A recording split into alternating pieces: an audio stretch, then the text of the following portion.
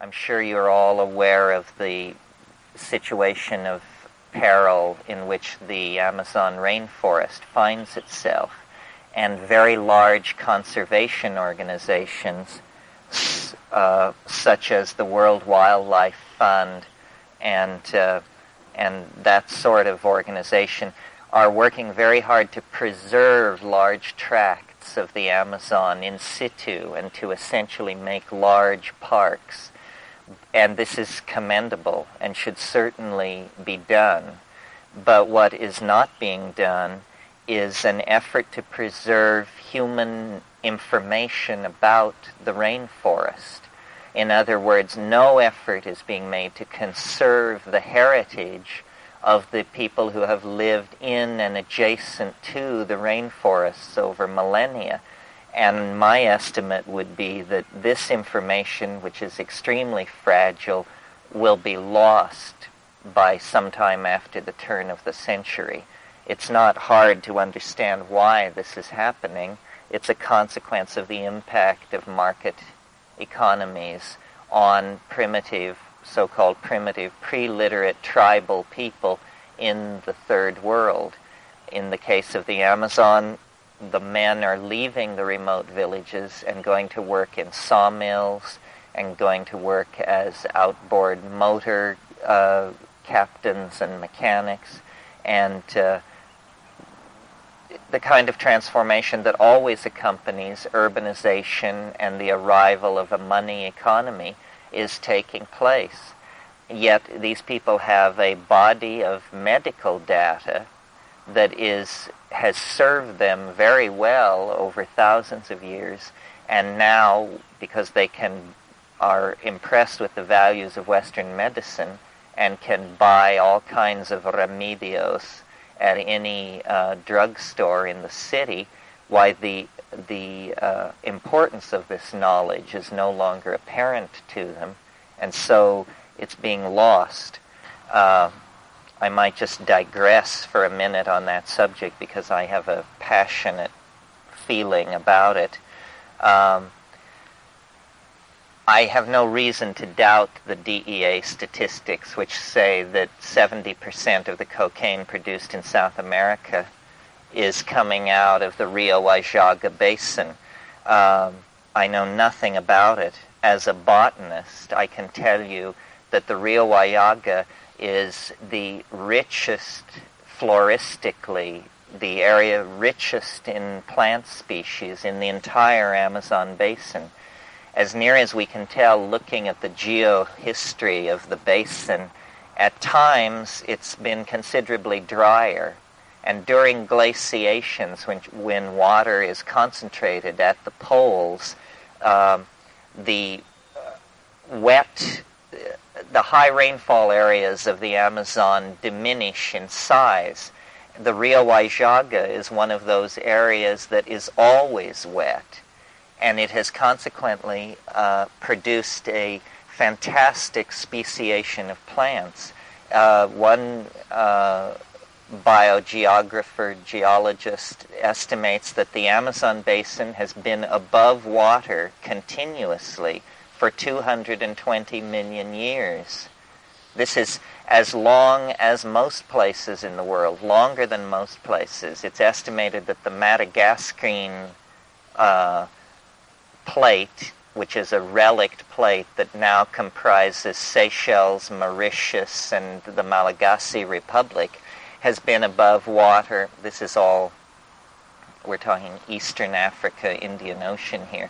That land has been above water 350 million years and is the oldest above water sites on the planet.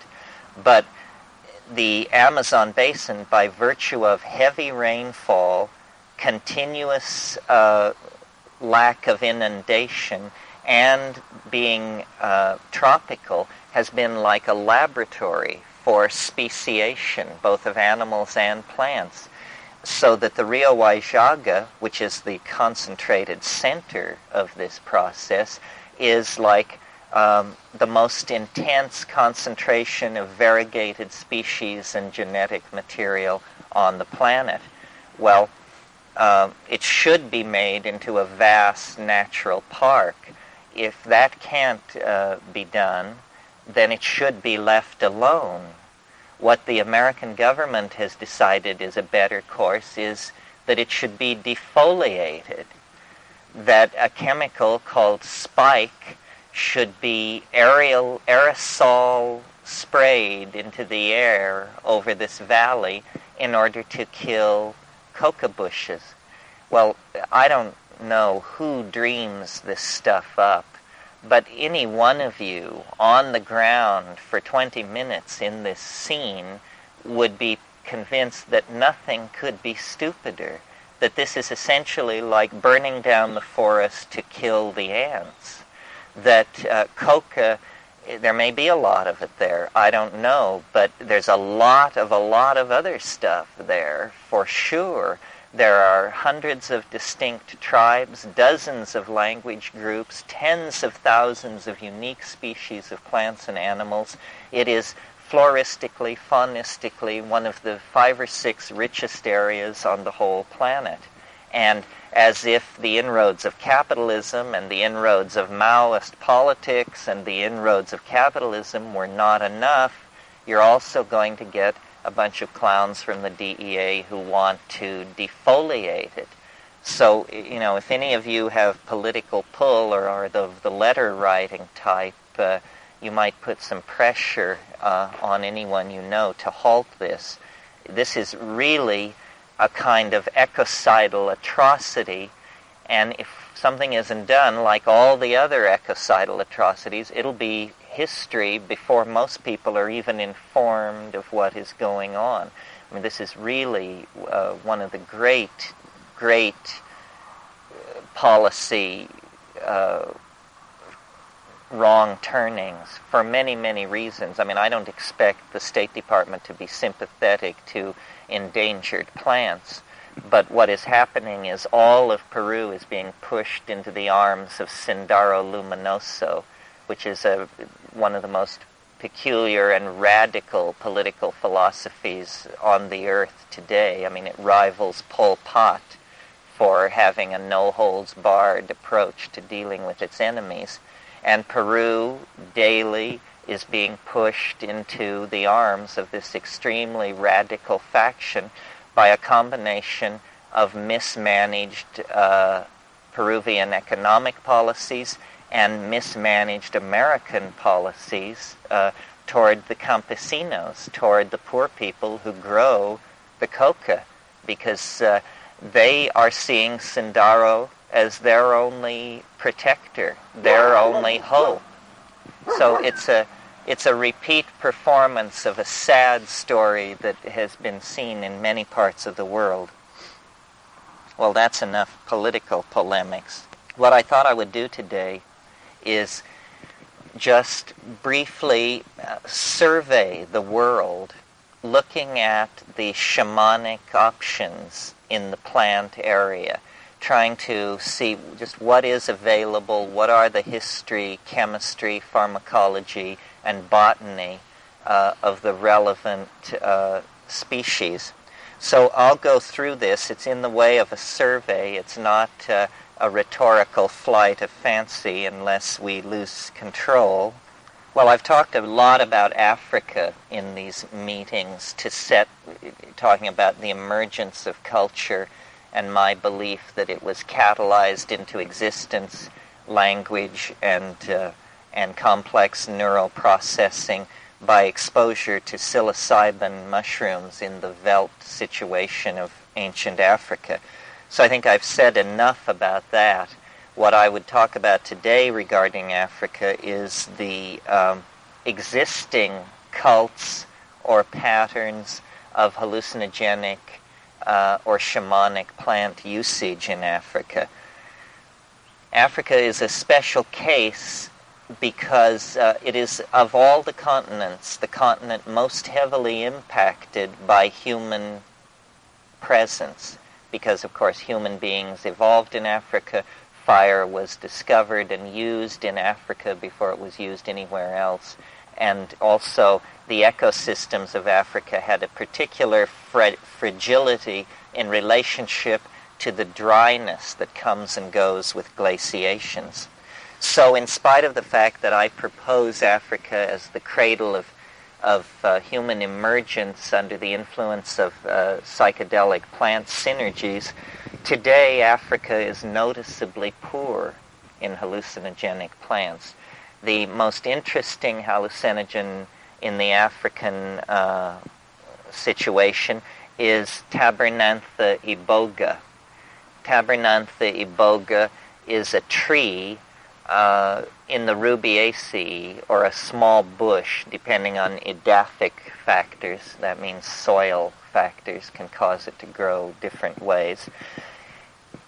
Tabernantha iboga contains the alkaloid ibogaine.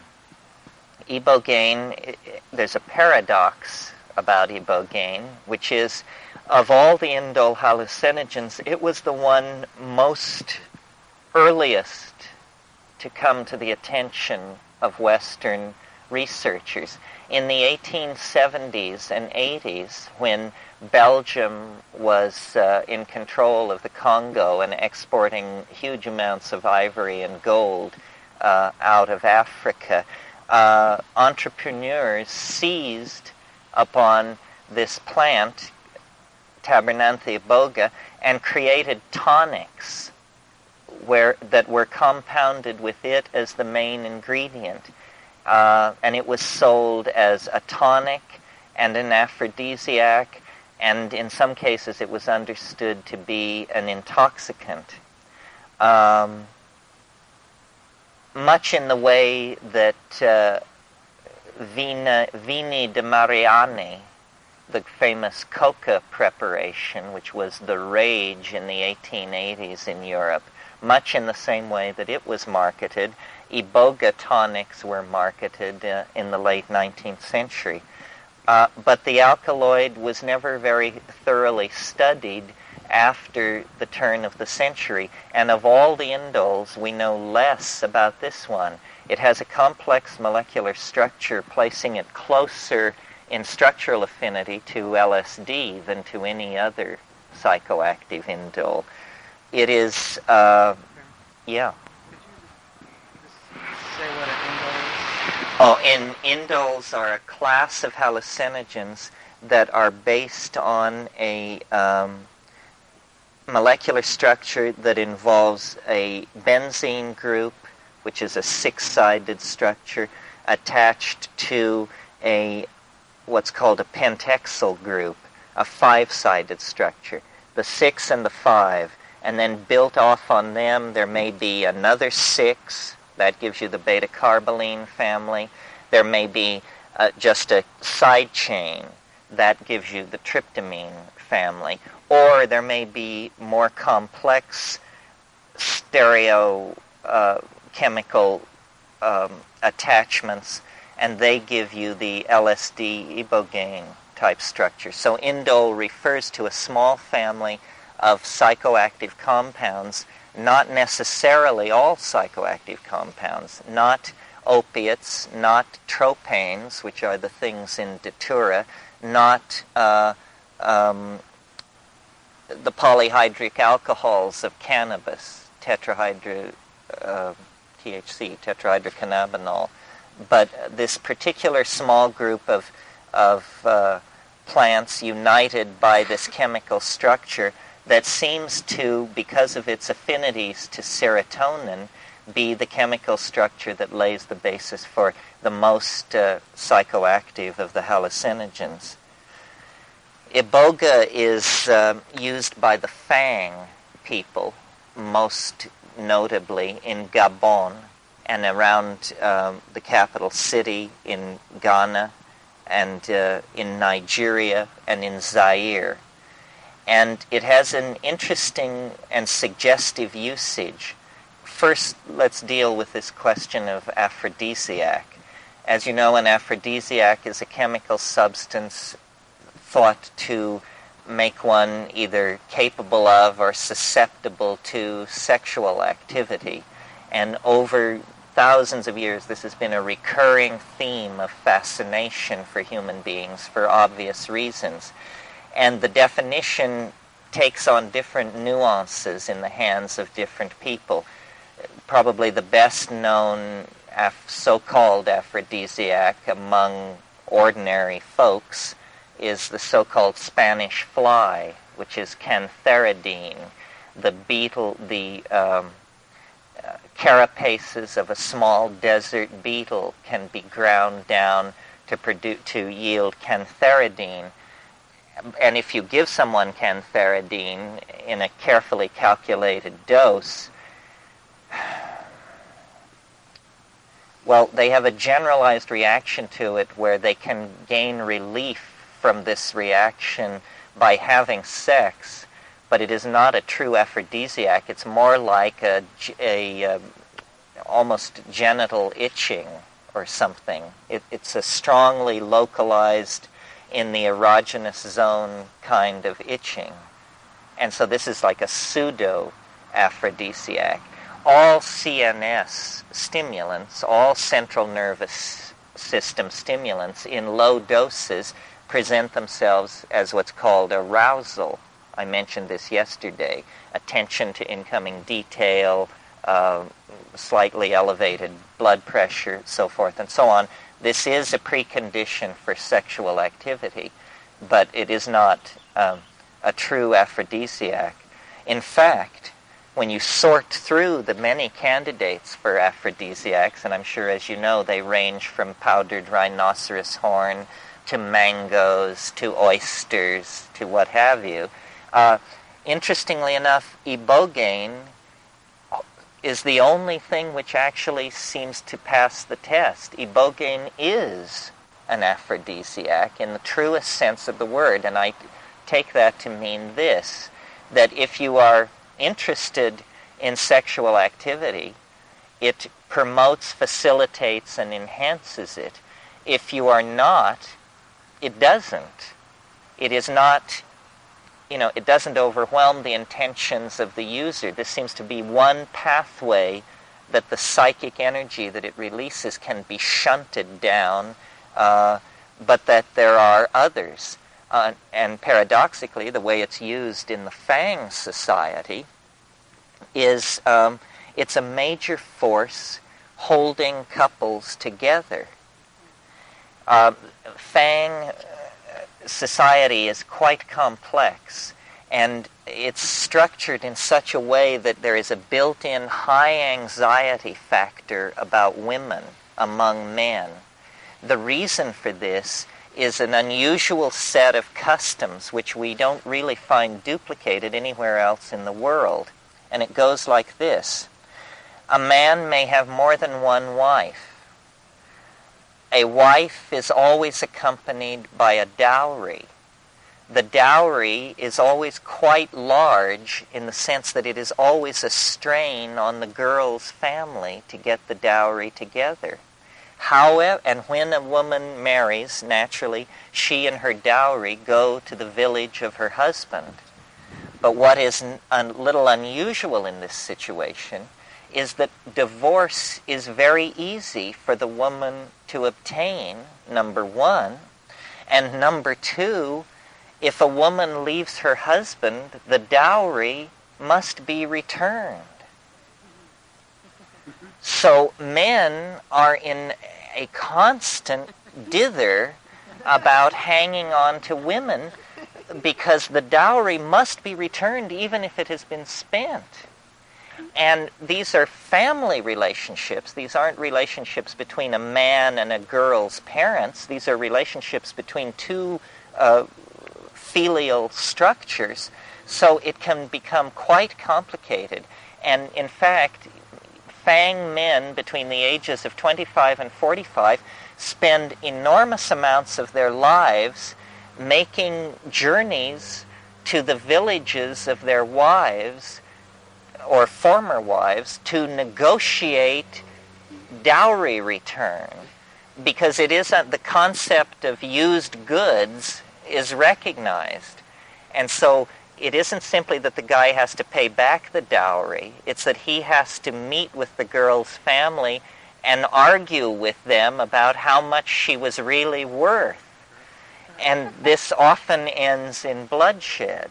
So into this social structure that is pre-structured for anxiety about women comes this psychedelic aphrodisiac that promotes not only pair bonding but community bonding. And in fact it does so. And often when people are... The cult of Iboga is not the generalized cult of the Fang. They have many cults and some are Baptists and Mormons. But when a couple gets into trouble, the old men of the village, the shamans, will often say to them, "Why don't you join Bawiti, this cult? You're having marital problems. Why don't you join Bawiti, and perhaps you can avoid having to pay back your dowry. Perhaps your wife will reconsider and decide to stay with you." So it has actually become a very interesting force for social cohesion. And in fact, sociological studies, have shown that members of the Bawiti cult have a divorce rate far below that of general Fang society. So I spend so much time on this because this is an unusual role for a hallucinogen. We just don't see them playing these secondary socially catalytic roles. Iboga is a strong hallucinogen, and it's usually given to a person in very massive doses at the initiatory exposure, which can come in late adolescence. People do die occasionally from it, but the amounts eaten are just almost beyond credibility or creditability, because they talk in terms of tablespoons, and people will go to the river and eat 2 tablespoons. Methods of preparing hauma and soma, which are very puzzling when you try to apply them to a mushroom, because there's all this talk about it's squeezed, it's filtered. A bunch of processes are described which, if you tried to carry them out on a mushroom, would just leave you with a mess. But if you carry these processes out on Pergamon harmala, it quite reliably produces a yellow fluid rich in harmaline. Harmaline is yellow. That is probably an intoxicant. So this is an area where research needs to be done. Any of you who are interested in ayahuasca or interested in beta-carbolines in psychotherapy, I urge you to look at Flattery's book. It's brand new, 1989, University of California Press, Near Eastern Studies, publication number 21, Hauma and Harmaline. Okay, moving on east then across the Iranian plateau into India, which is certainly the birthplace or a great cradle of esoteric spirituality, what we discover is a surprising poverty of true, i.e. indole, hallucinogens. There are interesting substitutes, aside from Pergamon harmala, which I've mentioned, of which there is very little textual evidence for use in India. The 2 things which have to stand out in Indian phyto-shamanism would be, number 1, Datura species.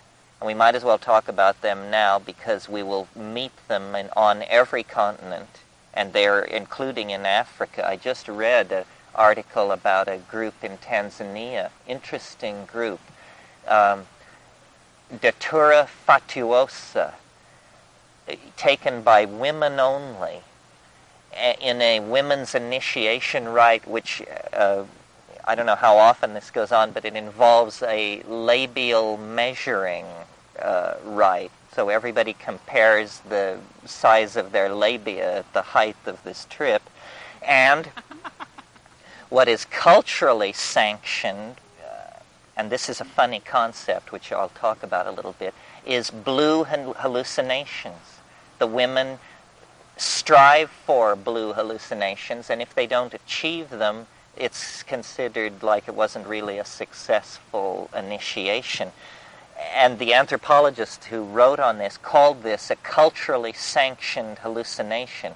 Well, now I'm not sure what is meant here. Do they mean that anthropologists, white people, don't have blue hallucinations? They just have hallucinations, and that somehow it's expectation that directs this? I'm not sure.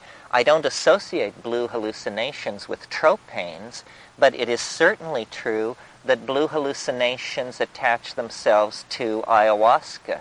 And people have even called it the search for the blue flash. And if you've ever taken ayahuasca, you know that there is a moment when what appears to be the world's entire supply of magenta jello is unleashed upon you and just flows toward you, past you, and through you. And it invariably is this electric cerulean blue merging into magenta, a very typical presentation of that.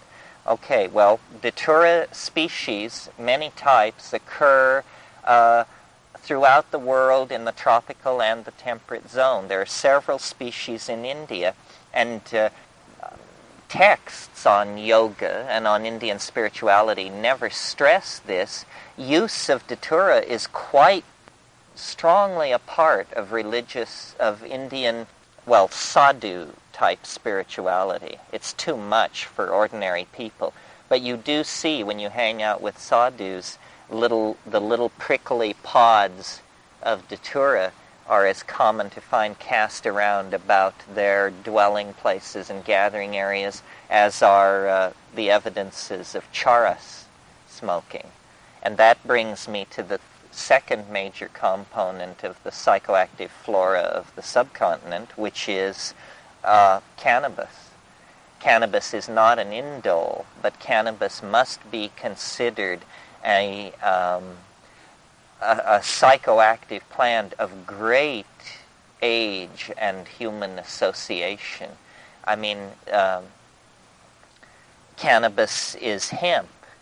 Cannabis is the source of fiber for weaving, and we find hempen fibers in graves 8,000 to 9,000 years old at Çatalhöyük, for one place, a place I've talked a lot to you about.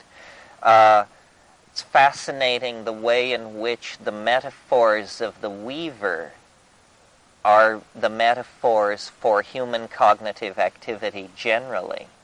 In the 50s, a famous book was published called Man is a Weaver that pursued this theme but never made the connection to fibrous hemp. But we weave a tale, we tell a yarn, we have all these words, these fiber and weaving words that we connect to poetic or narrative activity.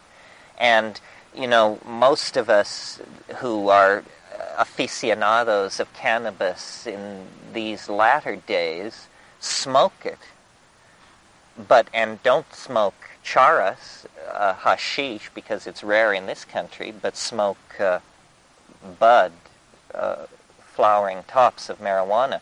But if you actually eat hashish, you can convince yourself this was the LSD of the ancient world in the 19th century. You know, Theodore Gautier and Baudelaire and Verlaine, Rimbaud, that crowd. There was this thing called the Society of the Hashashin in Paris, and they met at the old Hotel de Lyon on the left bank and ate jellied cannabis that they were getting from Morocco with little silver spoons. And the descriptions of these experiences make it clear that this was operating. They're not more florid or less florid than the descriptions of LSD that we get from Aldous Huxley and Tim Leary in the early 1960s. I mean, this stuff was taking them away. I don't advise you to eat hashish or charas for a very practical reason, which is it's collected off people's hands. And, your immune system is just electrified by the presence of all of this material that's been rubbed off of your hands. I suppose we could put it through an X-ray machine and then we could eat it with impunity. But we can't sell short the spiritual power of cannabis, especially when eaten. Some of you may know this book, The Oracles and Demons of Tibet, by Rene Denibisky-Wojciechowicz. Wojciechowicz studied shamanism, was not interested in Tibetan Buddhism, but was interested in the pre-Buddhist strata. And in that book there are pictures of Rinpo shamans intoxicated on hashish, experiencing actually fits and near convulsions in an oracular trance in a village near Mustang. So it is not a minor psychedelic substance at all. It's a very powerful psychedelic substance, especially when eaten and when concentrated and then eaten. Opium is an Asian plant, but I'm not going to talk about it in the context of psychedelics. I think you know enough about opium and its history. What I will point out is the absence, the surprising absence of hallucinogens in the Old World tropics. By the Old World tropics, we mean the Indonesian tropics.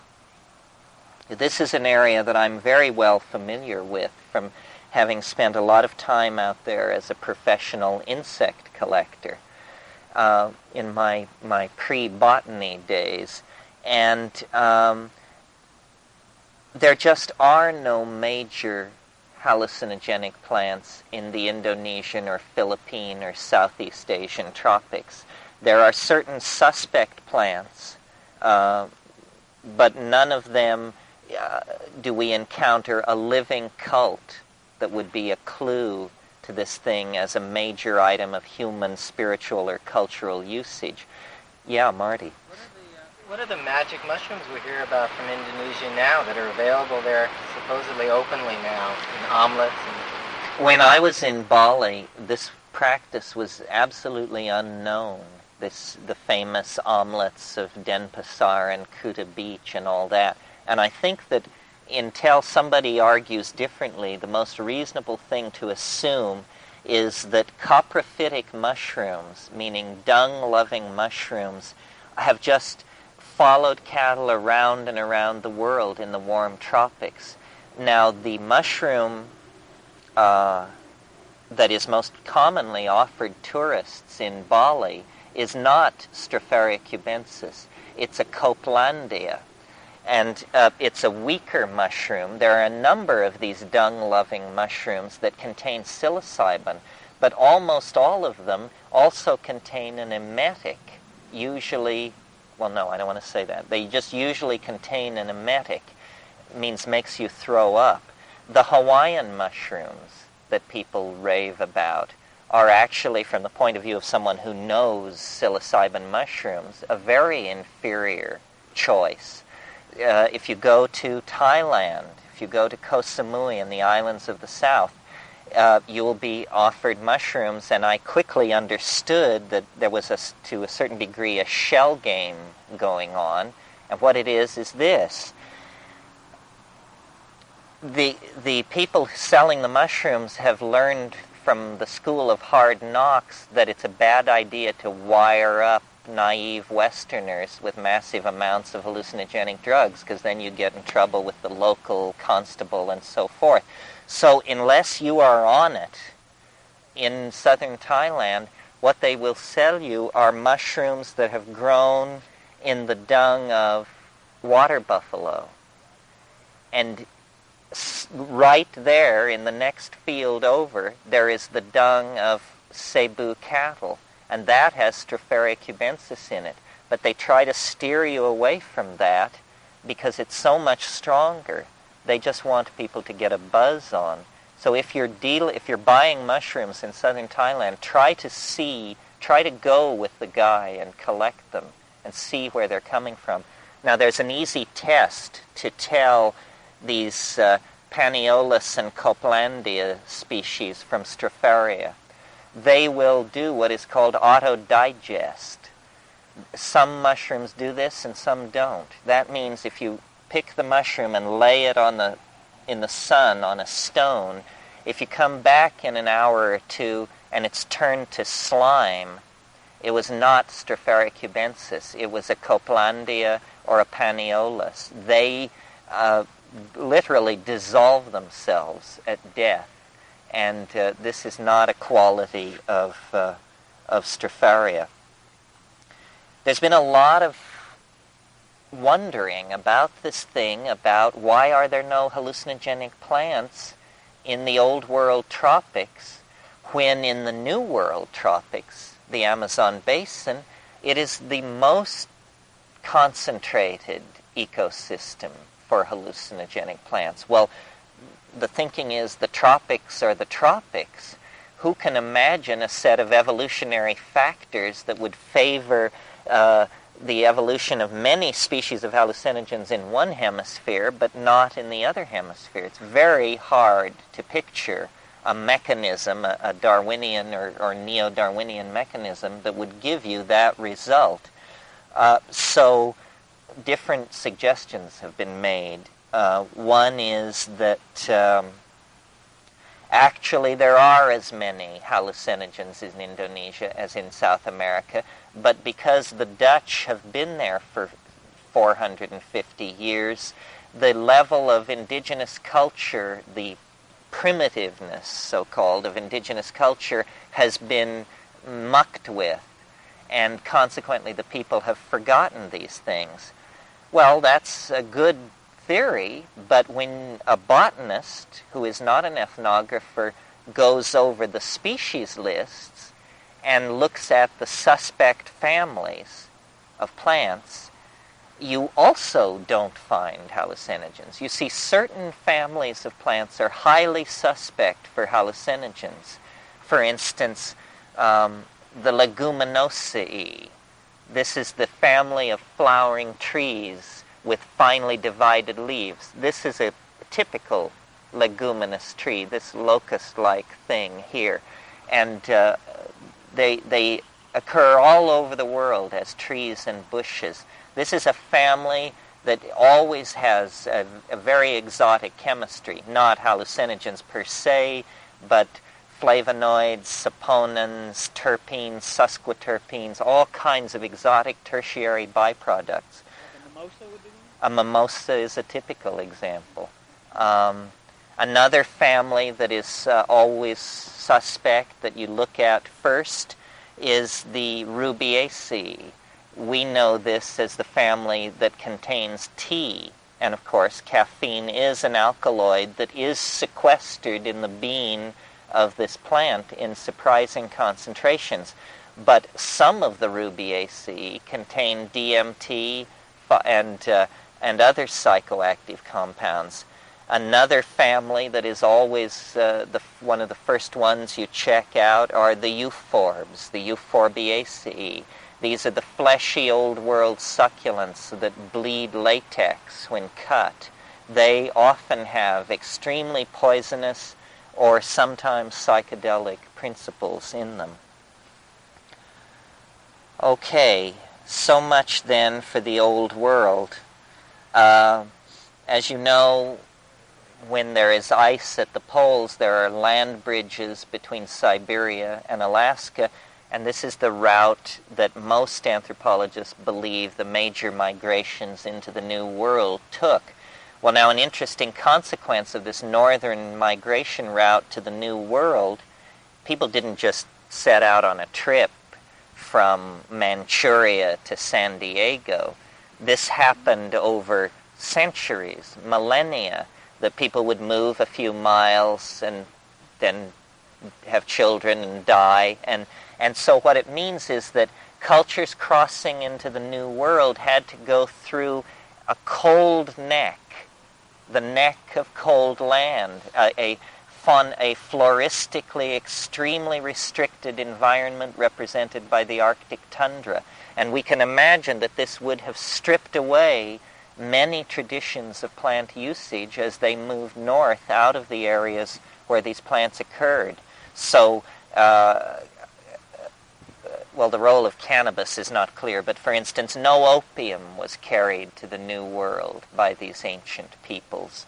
And in fact, very few plants at all. Cannabis is the one slightly puzzling exception. It may be that cannabis was carried to the New World by people crossing the Siberian land bridge.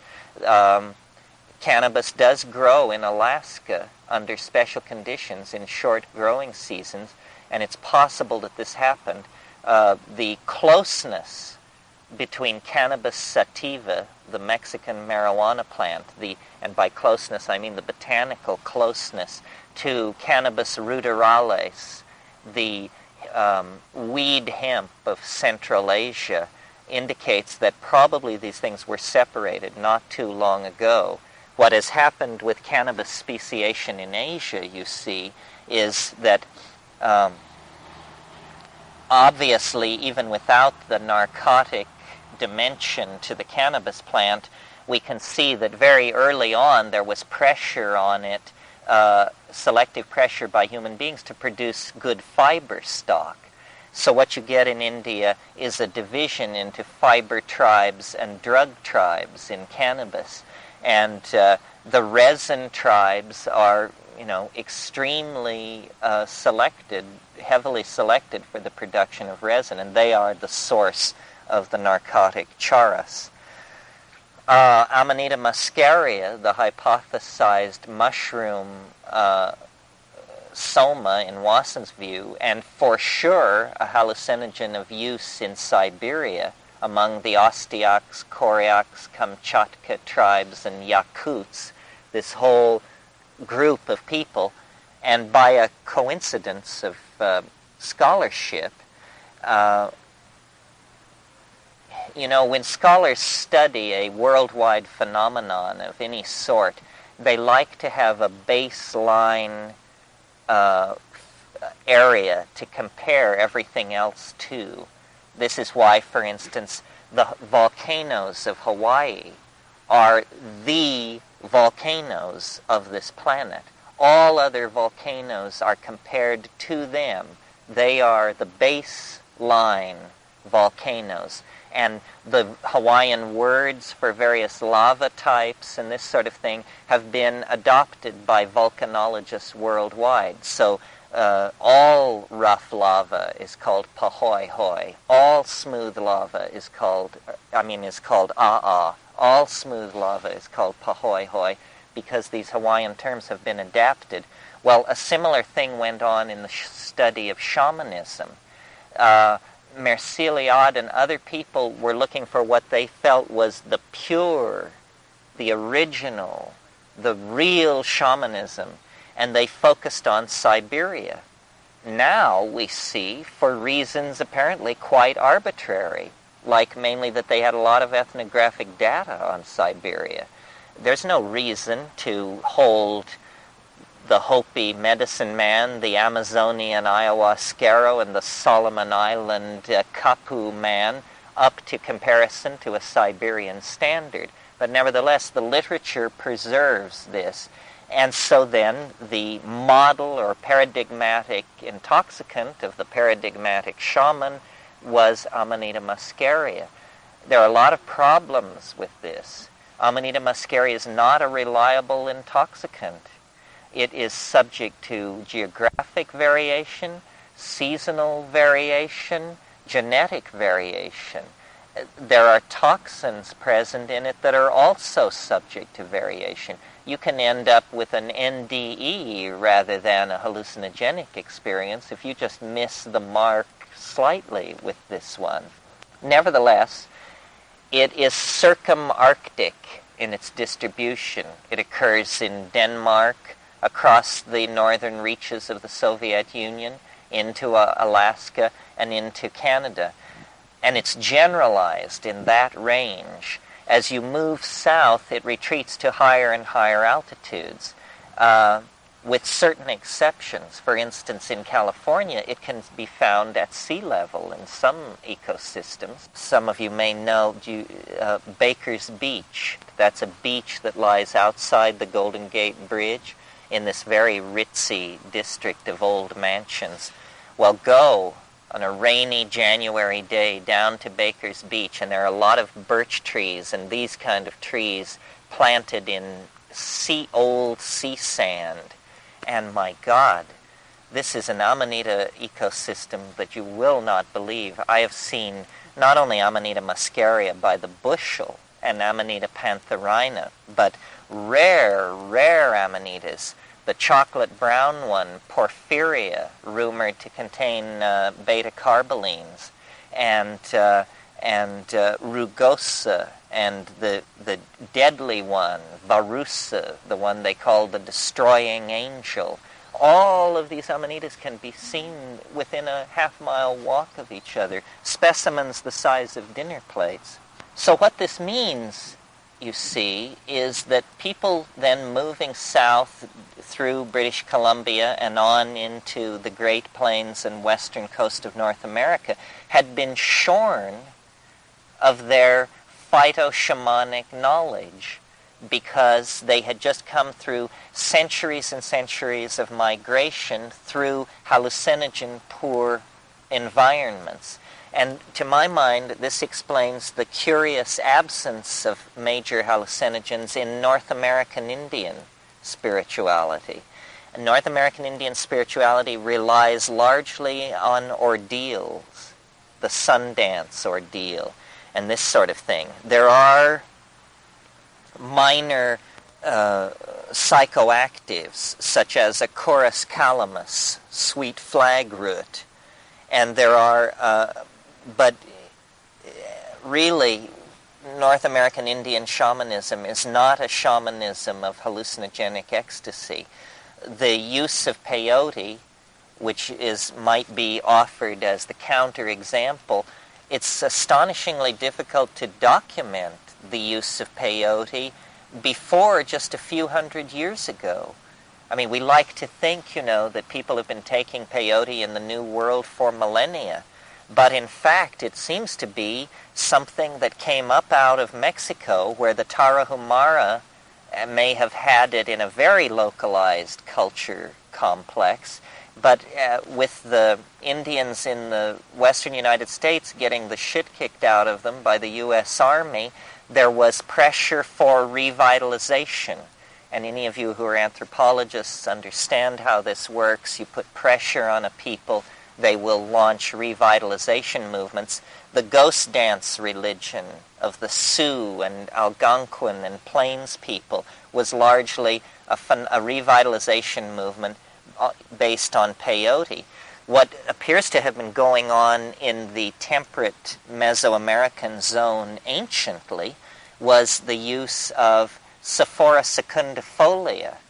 And Sephora secundifolia is a highly poisonous plant. It is what anthropologists call an ordeal poison, not a hallucinogen. Now, ordeal poisons are a rougher way to end up at the same place. The place on Earth, for unknown reasons, or reasons not known to me anyway, where ordeal poisons have been perfected is on the island of Madagascar, mentioned earlier in this lecture as one of those sites where land has been above water longer than anywhere else on Earth. And on the island of Madagascar, the Malagasy Republic, tribal people have located a number of plants that are extremely temporary poisoners, so that you think you're going to die. You beg for death, and you don't die. You recover fully in 12 to 16 hours. But it is so agonizing, and you so completely wish for death in this experience that when you finally realize that you're going to live through it, you have the equivalent of a psychedelic experience. I mean, you tears of joy well up, you embrace the earth, you give thanks to God, and you come clean. But this is a tougher way to do it than most of us might prefer. sometimes you have psychedelic trips like that, where the fact that it is over is such cause for rejoicing that you hardly know who to thank. And apparently,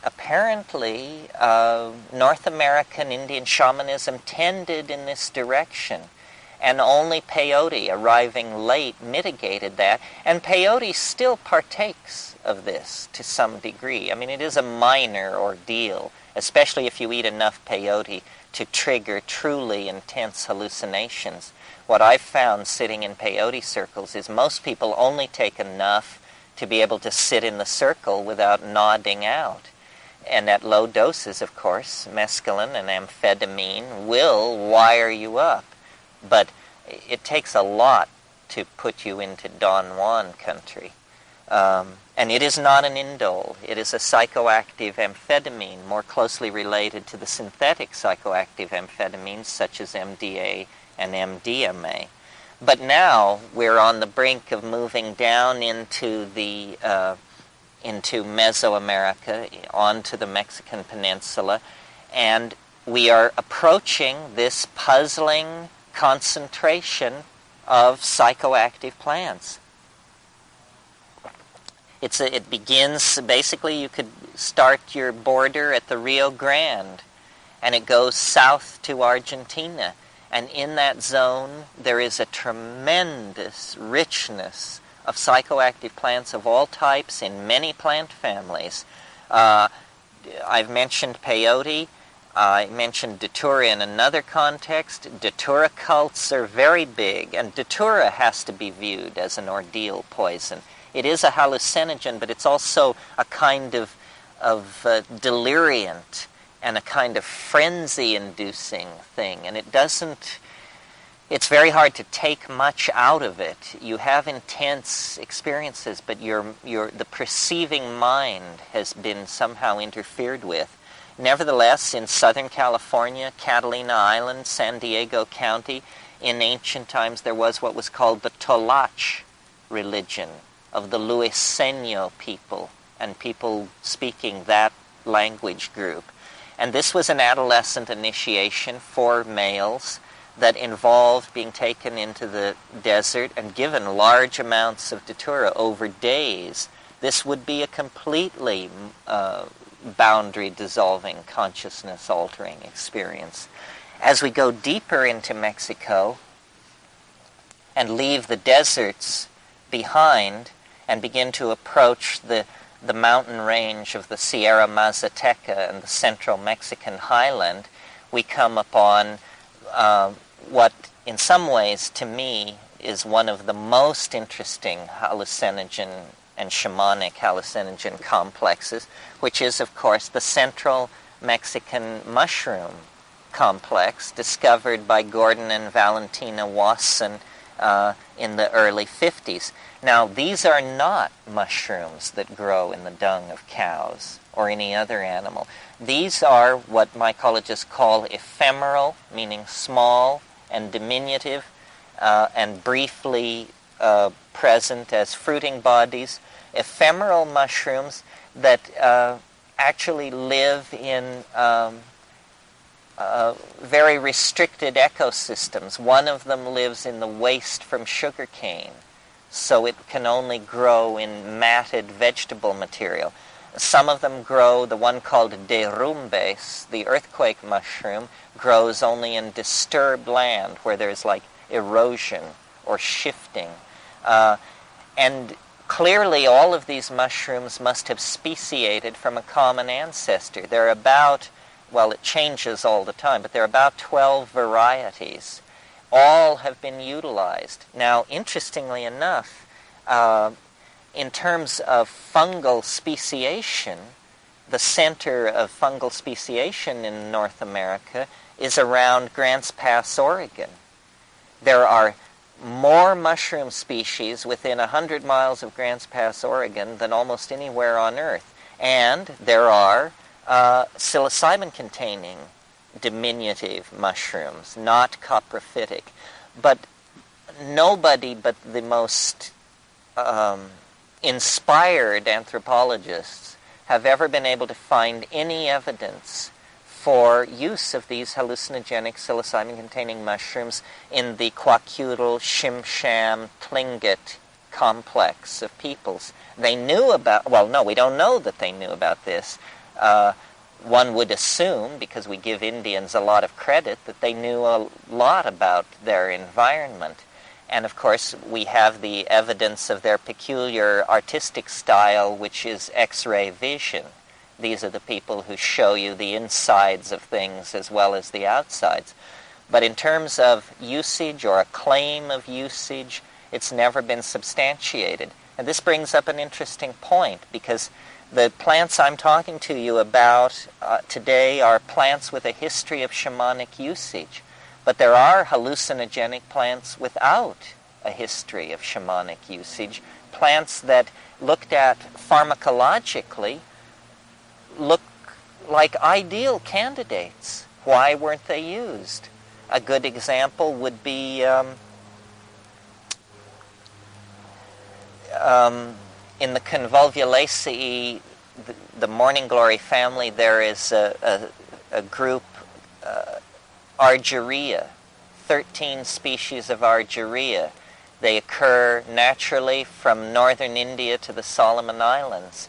They are woody morning glories. The one that you may know is the Hawaiian baby woodrose.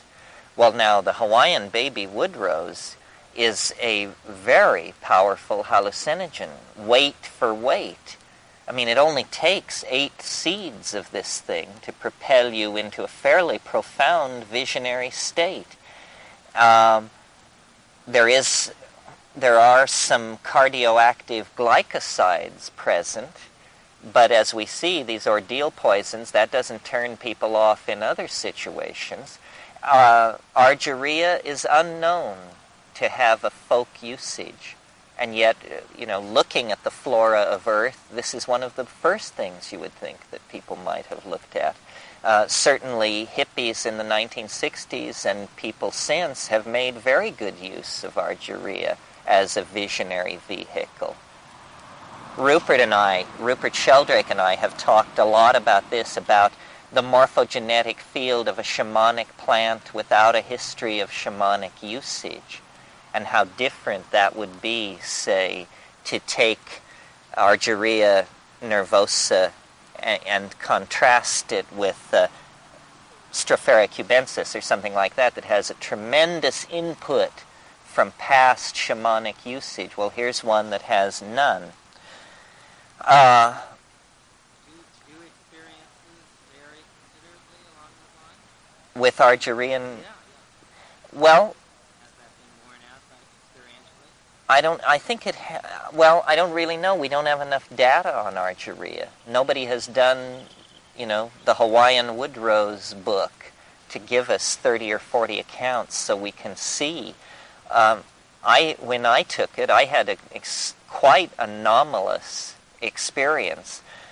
It was a standard psychedelic experience, but the visionary episode was entirely, and this was in a room in Berkeley, no suggestion. And what the contents of the hallucinations were is they were entirely based on the motif of the sea urchin. And I was in huge dome rooms that were pale purple with these star-like things and these tit-like protuberances on everything, and then this mauve floor, and then what looked to me like it was the pumpkin carriage from Cinderella, but it wasn't a pumpkin. It was a sea urchin vehicle of some sort was being drawn by these bizarre-looking creatures. They were like a cross between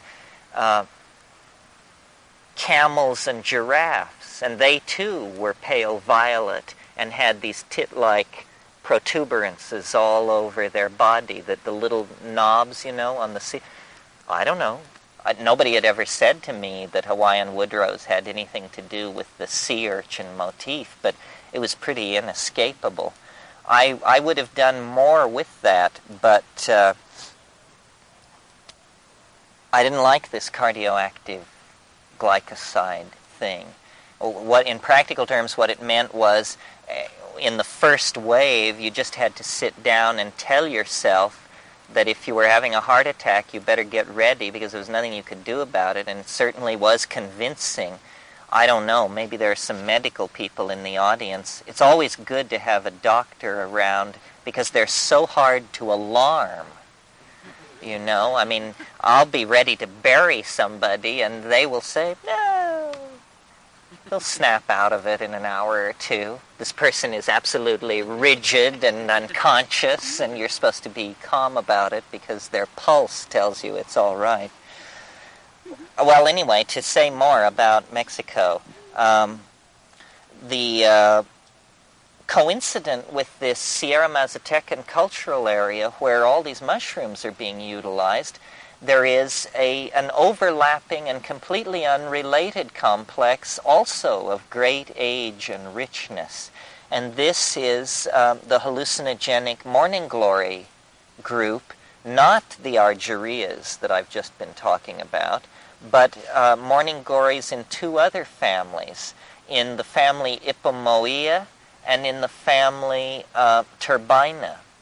The Ipomoea is the one you might be most familiar with. This is the heavenly blue morning glory that is the ornamental morning glory, an annual, and you can buy seeds in any decent seed store of this. It's been hybridized into 3 varietals, and it's amusing that they chose to name the original varietal, which was pure blue. I mean, it is a magical plant. You don't even have to take it. I mean, just to look at this thing, and some of you may know George O'Keeffe's paintings of these flowers. It's a pure sky blue. That one is called heavenly blue. Then it was hybridized into a blue and white one, which is called flying saucer. And then it was further hybridized into a pearly white, which is called pearly gates. So heavenly blue, pearly gates, and flying saucer. And this is a wonderful hallucinogen. It has everything going for it. You can grow up a bunch of them in a summer, a long summer, and the plant really responds to care and water. I've grown them in a single summer, 40 feet up, a double garage wall, and just, filled it. And then you let them make seed, and you cut down the mass of dried foliage and seed capsules and pound it over a sheet or a piece of plastic. And, you can gather a thing like this full of seed. Well, it takes about 200 seeds to provide an unambiguous psychedelic experience. And one of the... you talk about morphogenetic fields. One of the really fascinating things about the Mexican morning glory seeds is the number of people who report Toltec and Mayan and Aztec imagery. And I have experienced this myself. It's absolutely uncanny. I mean, it's like being at Teotihuacan at the height of that civilization, and the motif of the feathered serpent and all of this stuff is there. Now, I don't know whether this is suggestion. I mean, when I took Iboga, I didn't think that I was in Africa. I didn't see the motifs of the fang. I don't know. This is an interesting area. I don't know how you do research in it. It's not empirical, but it is an interesting area. Why do the plants seem to have their own message? The other Mexican morning glory is Turbina coriambosa, formerly Revilla coriambosa, and it is not an annual. It's a perennial. It's a little bush with small white morning glory-like flowers on it, and it is quite powerful. With the Ipomoea, you have to take 200 to 300 seeds. With the Turbina, the ordinary dose is 13 seeds. And 13 seeds would barely cover the bottom of a teaspoon. So, it's interesting that in the Convolvulaceae, the concentration of the alkaloid is really quite intense. And turbina, both of these morning glories contain the active constituents are LSD-like compounds. Now, LSD-25, the classic LSD that we all know, is active in the nanogram range. In other words, 200 gamma of LSD is considered a good dose. These naturally occurring ergotamine and LSD-like compounds have a more ordinary dose spectrum. They are active in the range, even purified, of 10 to 30 milligrams. This is more typical of a drug. The activity of LSD is still a pharmacological miracle.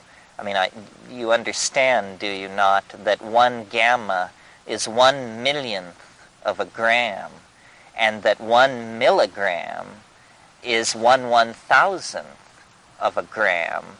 A milligram, it takes 1,000 gamma to make 1 milligram. So LSD is active in an unearthly intensity. This is why, a guy could make 6 million hits in his garage, because the physical mass of it, the physical amount necessary for 1 human dose is literally microscopic. So perhaps the floristic coincidence of the 2 morning glories and the many mushroom species, and then several minor psychedelics, which I'm not going to talk about today, in this Sierra Mazatecan situation, set the stage for the evolution of such an intensely hallucinogenic style of shamanism. And of course, those people then, and anthropologists differ as to whether people entered South America by going through the Caribbean islands from the Yucatan and entered in the Suriname area, or whether people came down through the land bridge and across Panama and entered through Colombia. Current thinking is that they came through the Caribbean islands, that this was an easier route. Now, down through those Caribbean islands, what we find is DMT cults using the seeds of leguminous trees. In fact, the major source of the snuffs of the Caribbean is a tree that, if you're not a botanist, you couldn't tell it from this. The tree is called Anodonanthera peregrina, and it looks like this in all particulars, except the placement of the inflorescences is very, just a little bit different. It's a matter of detail. In the deserts of northern Chile, in the Atacama Desert, they actually have found 4,500-year-old samples of DMT-containing snuffs. If any of you are interested in this, the anthropologist Manuel Torres and his wife have made this their life's work and have published on this, among others, a wonderful book showing the snuff trays of these Atacama people. And they're beautiful, carved in wood, inlaid with shell and bone.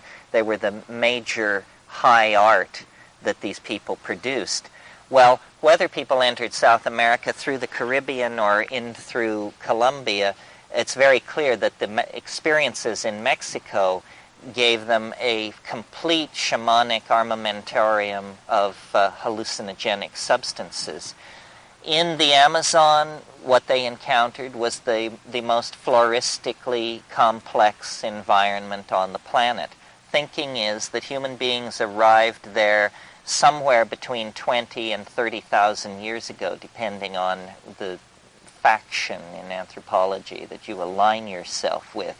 What they found there that they had not known before was Banisteriopsis caapi, this malfagaceous woody vine that can attain up to 200 meters in length, which is, approaching 600 feet. I've seen specimens of this thing as thick as my thigh where it came out of the ground. And, clearly a tree the size of this one, completely shrouded and hung with it, so that, in estimating how much biomass you were looking at, you would have to estimate it in metric tons of material. And what these people discovered about ayahuasca, about Banisteriopsis caapi, was that it was marginally psychoactive by itself. It was, an MAO inhibitor, but not an overt hallucinogen, but that they could combine it with plants containing DMT and they would become activated. Now, it's interesting that this happened that this technological breakthrough involved in the combining of one plant with another to create an effective drug happens at the end of this long process of cultural peregrinations and migrations. In other words, up until that time, so far as we know, there were not drugs. There were plants which get you high. A drug is a combinatory thing, where the phenomenon that pharmacologists call synergy, the causing of one thing to become more active by being in the presence of another thing, is being utilized. And this must have been developed rather late in the search for avenues to psychoactivity in the Amazon. What's going on there is that DMT-containing plants, either Psychotria viridis in the Rubiaceae, or Diploteris cabrarena in the Malphigaceae in Colombia, are being added into these Banisteriopsis brews and are significantly changing the experience. Now, above and beyond that, a very complex folk pharmacology has been put in place down there using what are called tertiary admixtures. In other words, if Banisteriopsis is the primary ingredient, if Psychotria viridis is the secondary ingredient, then there are also tertiary admixtures.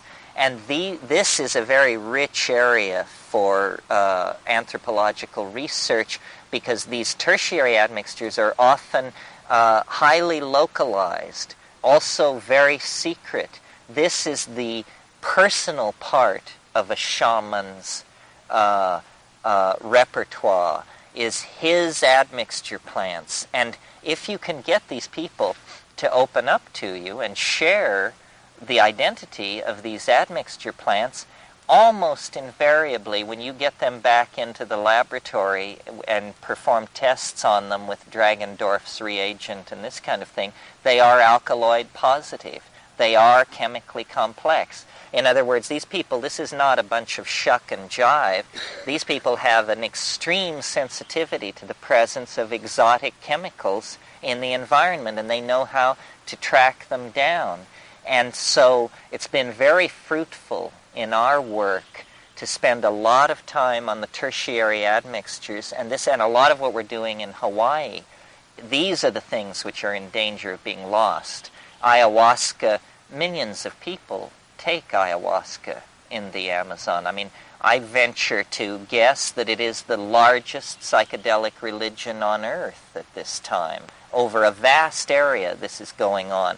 But knowledge of these tertiary admixtures is fading fast, and so is the availability of some of the plants. If some of you are interested in this, write to my brother at the Stanford Department of Neurology. He published 2 review papers on admixtures to ayahuasca, in which the species names are given, the taxonomic families, and the identifiable chemical exotics are tabled there.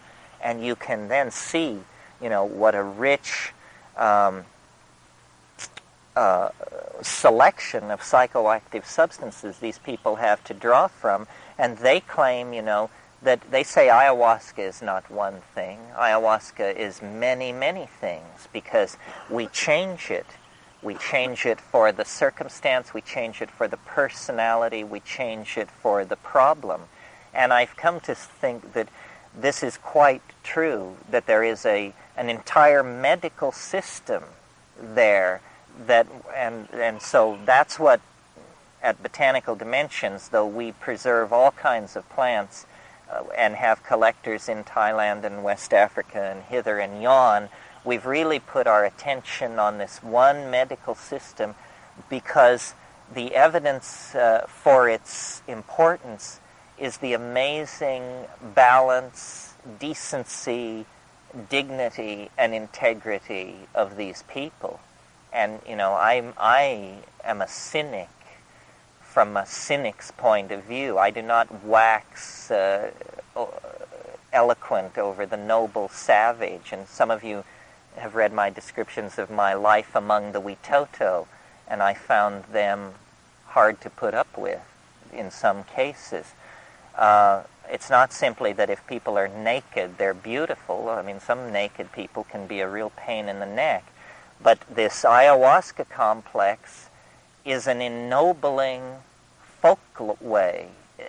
These people have great heart and great sensitivity. I mean, they could get along fine at Esalen, these ayahuasqueros. They are aware. You go into a village where this is happening, and the women may cluster around you, giggling, and because you're so funny looking, all beet red and mosquito bitten and tons of stuff on your back. The shaman sees exactly who you are. He is not culture bound in the same way. And in a way, this is a definition of shamanism. Shamanism is a person who by some means has gotten themselves out of their own culture, so they can look back at it and manipulate its symbols, its beliefs, its expectations, its rituals to an end. And of course, if it's a negative end, then you have magic, brujeria, sorcery, witchcraft. But if it's an end which serves and maximizes reasonable social goals, then you have true shamanism. In addition to the ayahuasca complex, about which I know a great deal because I've concentrated on it, also in the Amazon, there is a subcomplex of the datura phenomenon. Throughout the world, the daturas are bushes, but as some of you may know, there are ornamental tree daturas that are a favorite with landscapists because they have these beautiful hanging flowers that shed scent in the evening. Well, all tree daturas originated in Peru and southern Colombia in the subfamily of the daturas called Brugmansia. These are the arborescent daturas, and they have an exotic chemistry, even in comparison to the bush daturas. These are tropanes, hyoscyamine, L-hyoscyamine, scopolamine, and these are not true psychedelics. You may recognize the term scopolamine. This was the truth serum of Nazis in interrogation situations. And it really isn't a truth serum. It just causes you to dissolve your boundaries so thoroughly that you babble incessantly. And if someone's willing to listen and they know what they're listening for, you might spill the beans. But it isn't that you suddenly have a compulsion to tell the truth. If only such a thing were possible, who would need psychedelics if there were a truth serum? The other complex that has been quite highly evolved in the Amazon, probably brought in by the Arawakan-speaking peoples who swept through the Caribbean, is the snuffing complex. In the far east of the South American continent, the snuffing complex concentrates on leguminous trees, their seeds, Anadenanthera peregrina, Anadenanthera macrocarpa. Then those trees tend to, they're not trees of the deep climaxed rainforest. They're trees more of the coastal and semi-arid regions. So as you go into the true climaxed lowland rainforest, these snuff-using people had to find substitutes. And they very cleverly found a very excellent substitute in the form of a family of myristicaceous trees. The myristicaceae is a family that includes nutmeg. Myristicaceous trees of the genus Varola. And they discovered that if you remove the bark of these trees before sunrise, when the sap is still in them, you can strip off these long, narrow pieces of bark, and when you lay them on a low fire or a bed of coals, the exudate, the sap, will rise up out of the inner cambium of the bark and bead up on the interior surface as what looks like blood. This is the resin of Varola. And this is a broad-spectrum source of psychoactive tryptamines. DMT occurs in it, 5-methoxy-DMT occurs in it, other psychoactive, cardioactive, and inactive tryptamines occur in it. And it varies from species to species, and these Varola trees are outrageously difficult to identify. Even a taxonomist who has made this group his special field of study requires a handheld 50-power lens to make a species determination, because the species are determined by these little hairs on the underside of the leaf called trichomes. They're little hairs which come up and then split in 3 ways. And by the angle on the dangle, you determine which Varola species you have in hand. It was very interesting. In 1980, my brother and I and a botanist from UBC and a fellow from Harvard all went down to the Rio Ampeyacu Yaguasyasu drainage, which is just over into Peru from Colombia, specifically to study this Varola complex, because we felt that it was in real danger of being lost in a hurry, that this was the fragile one. Some of you may have know about the Waika or the Yanomamo or Yanomami. These are peoples who use these Varola snuffs, and the way you do it is you pack a tube, a hollow tube with the ground up seed dust, or in the case of the Varolas, the ground up resin, and someone blows it into your nostril with the full force of their breath, and it's like being hit in the side of the head by a log. I mean, you scream, you fall over backwards, you salivate, and by the time you've gotten back up on your haunches and cleared the mucus out of your system, the tube has been reloaded, and they do your other nostril then. And then you have an unambiguous intoxication, but it doesn't come anywhere near to being a DMT flash. This approach to the grail of the psychedelic experience is difficult with botanical materials. You have to take a lot, and you have to have the correct phytopharmacological strategy before you ever begin. In my opinion, you can't approach the real center of the psychedelic experience with psychobotanicals unless you're doing a fair bit of psilocybin or a fair bit of ayahuasca, a committed dose. Otherwise, you'll just slice low. Now, let's see. Did I leave anything out here?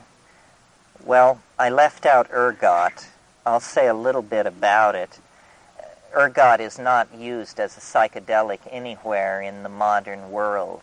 Nevertheless, ergot is the source of LSD, and it is grown in Pakistan, not only of LSD. The reason it's grown in Pakistan is that ergonomine tartrate, which can be made into LSD, it has for many years, and perhaps still is, there are now competitors, but for many years was the preferred drug for migraine.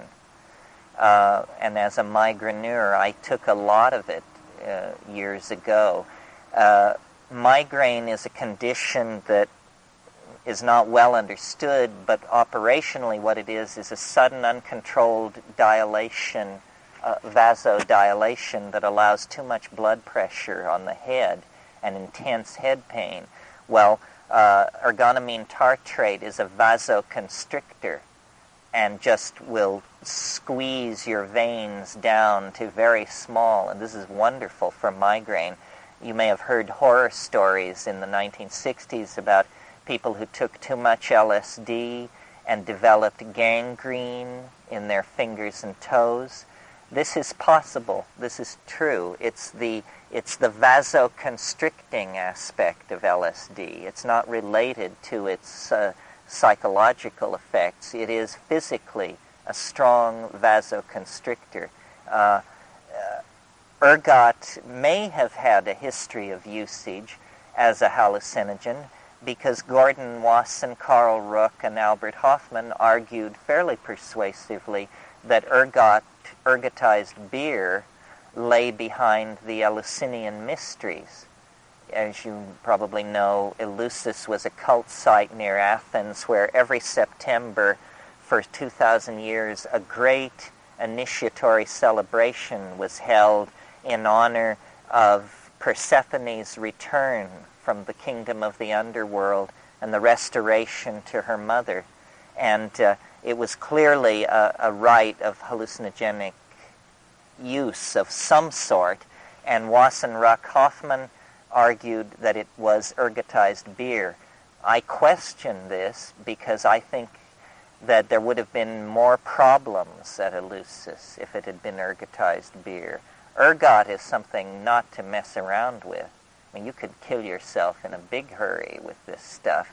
And the notion that year after year beer could be brewed reliably that would intoxicate several thousand people at these ceremonies, and there would not be any bad public relations about death or tremoring or convulsions, causes me to wonder.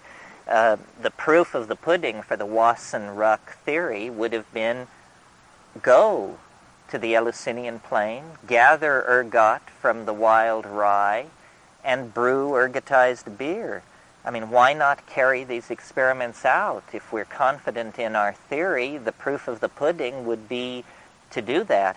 I wouldn't touch ergotized beer. I'd want to see a liquid gas chromatogram and an infrared mass spectrophotometry data before I knocked back a pint of ergotized beer.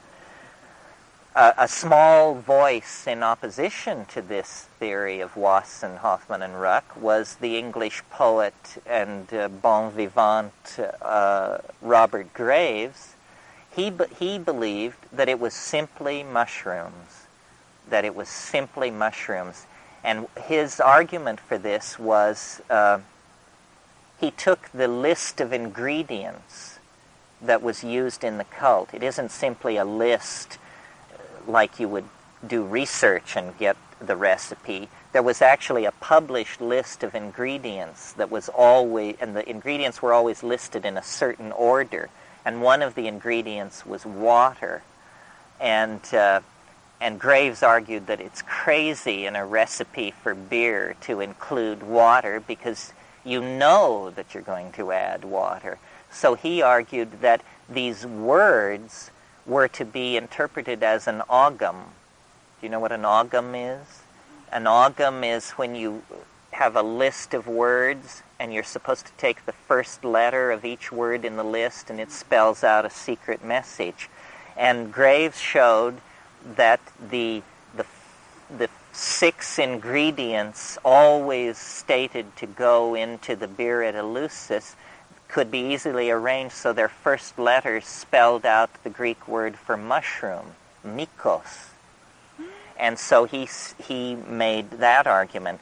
Well, it's not clear either way. In fact, the Eleusinian mystery is quite mysterious because if they were mushrooms, all trace of them has died out, and there's not unambiguous iconographical representation of mushrooms. We have a few vase paintings where something small is being handed around, but to say with certainty that it's a mushroom isn't really playing fair.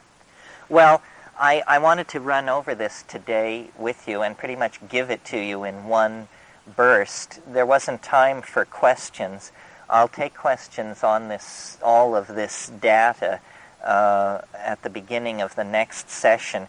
This is really just to bring you up to speed. It's the kind of information that you should have under your belt if you're trying to make informed and intelligent decisions about your own spiritual growth in relationship to these things. I mean, anybody who's interested in taking a new or an old drug, my advice would be the first stop is the library.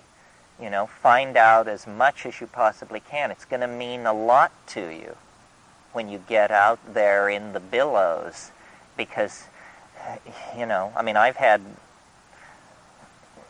experiences where the shaman said, take this, but never shake the bottle. So then I got, 5 years passed, and I'm trying to remember, did this guy say, take this, but never shake the bottle? Or did he say, take this, but always shake the bottle? Well, being a pharmacologist, having a background in pharmacology and ordinary scientific thinking, I decided, well, he must have said always shake the bottle because we want to agitate the stuff on the bottom and get it up into solution. Well, I'm telling you, pay attention because mistakes like this, if they don't kill you, they can scare the socks off you. It's all in the details, I think we pretty much covered the waterfront. One last thought that I'll leave you with. I talked about the unclaimed nature of the Argyria morning glories and how fascinating this is, how interesting it is to hypothesize possible hallucinogens, possible combinations that have never been used by people.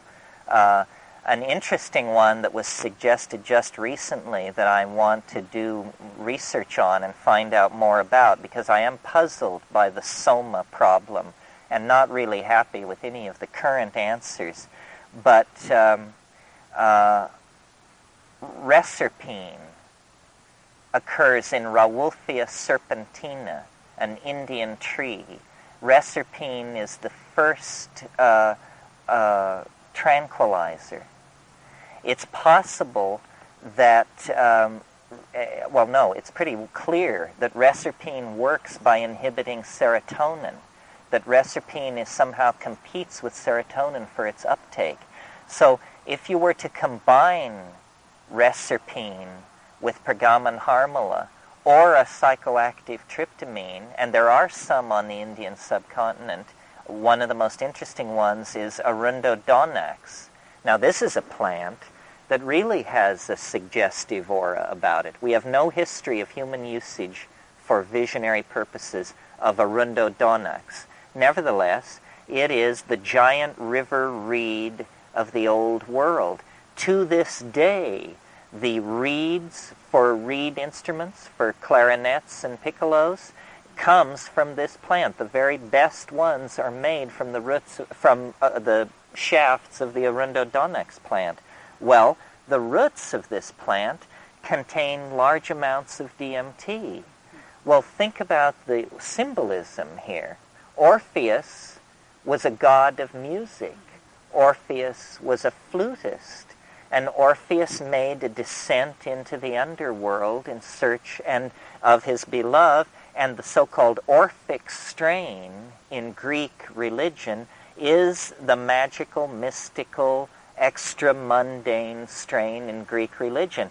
It seems to me entirely reasonable to suggest that the old strata of the Orphic religion may be pointing us toward looking at Arundodonax as a plant with a hallucinogenic potential whose efficacy was lost before the rise of literate Greek civilization.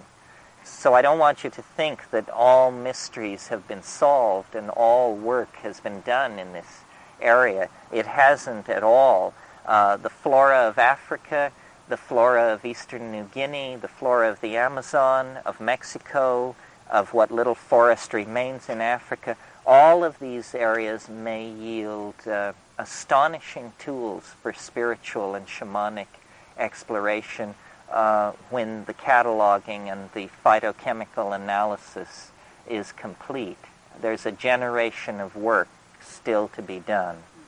That's it, folks.